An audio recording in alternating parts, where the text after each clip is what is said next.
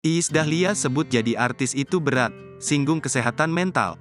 Penyanyi dangdut Iis Dahlia mengatakan, sungguh berat ketika seseorang memutuskan untuk menjadi figur publik atau artis hingga penyanyi.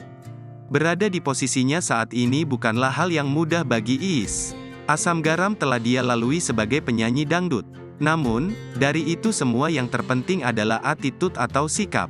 Berat ya, cuma ya dijalanin aja, jadi artis. Itu yang aku selalu cerita sama Devano dan Salsa, kata Iis Dahlia saat ditemui di kawasan Warung Jati, Jakarta Selatan, baru-baru ini. Untuk menjadi seorang artis enggak gampang tapi attitude-nya baik, punya kemampuan, tambah Iis Dahlia. Selain attitude, dikatakan Iis Dahlia yang dibutuhkan adalah mental yang kuat. Sebab, nantinya ada pro dan kontra dari netizen. Mentalnya kalau zaman sekarang harus kuat karena media sosialnya parah. Gila banget Indonesia netizennya, tutur Iis Dahlia tertawa. Jadi kalau umpamanya enggak kuat mentalnya bisa gila. Tapi ya harus siap, tambah Iis Dahlia.